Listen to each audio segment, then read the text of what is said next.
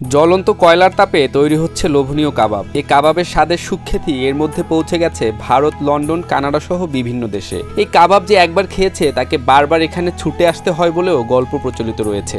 বাংলাদেশের যাবতীয় স্থান থেকে কাস্টমার আসে, তারপরে প্লাস আমার দেশের বাইরে থেকে আসে, যেমন ভারতের অনেক লোক আসে, লন্ডন থেকেও আসে, কানাডা, ইউএসএ সব জায়গা থেকে আমার কাস্টমার আসে। কারণ তারা আগে খেয়ে গেছে, খেয়ে যাওয়ার পরে এই মানটা তারা এখনো তাদের মুখে লেগে আছে, তার জন্য তারা বাংলাদেশে আসলে আগে আমার দোকানে আসে। কাবাবের সঙ্গে খাওয়ার জন্য গরম তেলে ভাজা হচ্ছে মচমচে লুচি। এখানকার লুচি আর কাবাব খেতে প্রতিদিন সন্ধ্যায় ভিড় জমান ভোজন রসিকেরা। এখানকার অথেন্টিসিটি বা এখানকার আপনার যে টেস্ট, এটা অন্য কাবাব আসলে দিতে পারে না। মেইন জিনিসটা হচ্ছে স্বাদের কারণে এখানে বারবার আসে।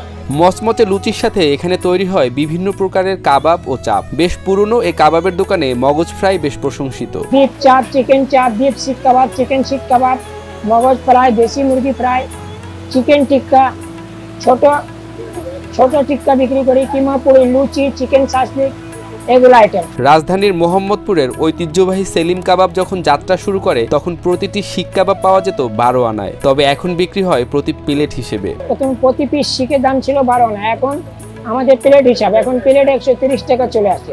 কয়েক যুগ ধরে বাংলাদেশের যে কয়টি কাবাবের দোকান সুনামের সাথে ব্যবসা করছে তাদের মধ্যে অন্যতম হলো মোহাম্মদপুরের সলিমুল্লাহ রোডের সেলিম কাবাব ঘর। অন্যান্য কাবাব থেকে সেলিম কাবাবকে আলাদা করেছে এর গোপনীয় মশলা। আমার বাবাকে যে হাকিম সাহেব শিখাইছে, উনি কিছু সিক্রেট মশলা দিয়েছেন, যে এগুলা খাইলে মানুষের কোনো ক্ষতিও হবে না, বরঞ্চ আরো টেস্ট হবে আর কাবাবের একটা মান হবে।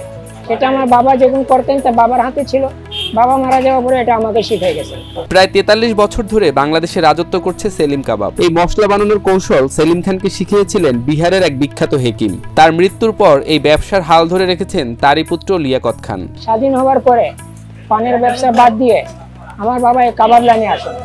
আমার বাবাকে এটা ভারতের একজন বিখ্যাত হেকিম সাহেব, উনি আমার বাবাকে এই মশলা শিখিয়ে দিয়েছিলেন। উনি ভারতের বিখ্যাত একজন হেকিম ছিলেন। উনি এই মশলা শিখিয়ে দেওয়ার পরে আমার বাবা এসে এই ব্যবসাটা শুরু করে। এই ব্যবসা শুরু করার পরে 1992 যখন উনি মারা যায়, তারপরে থেকে এই ব্যবসা আমি পরিচালনা করে আসি। কাবাবের জন্য তৈরি মশলায় কোনো প্রকার রাসায়নিক, soda, food colour, testing salt ব্যবহার করা হয় না বলে দাবি করেন লিয়াকত খান। তবে বাবার কাছ থেকে শেখা কাবাবের মশলা বানানোর কৌশল আজও গোপন রেখেছেন তিনি। প্রায় 33-34 আইটেমের মশলা, এগুলোর মধ্যে মনে করেন 12-13টা মশলা আমার খুবই সিক্রেট, যেটা আমার ছেলে মেয়েও জানে না, কারণ এটা শুধু আমার হাতের রকম।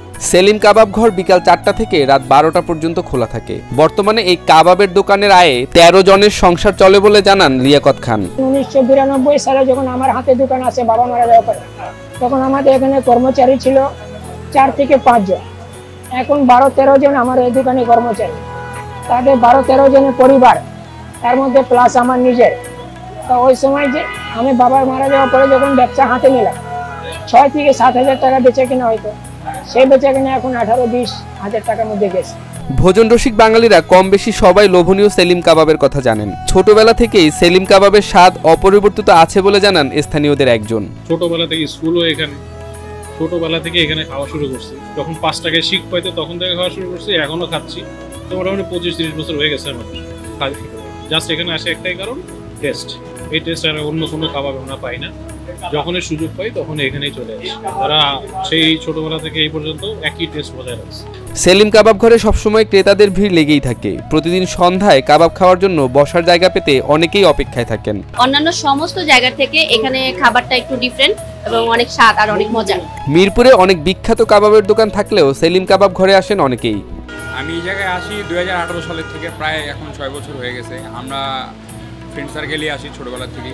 আর এই জায়গায় মিরপুরেও চাপ আছে, বাট এই জায়গার চাপটা আমাদের ভালো লাগে। আর মামাদের সাথে একটা রিলেশনশিপ বন্ড হয়ে বিল্ড আপ হয়ে গেছে, এই জন্য আমরা আসি, এটাই। আর এই জায়গার চিকেন চাপ অনেক মজা, আর বলা যায় এই জায়গার প্রাইসিংটা অনেক কম, তাই বলা যায় আমরা এই জায়গায়।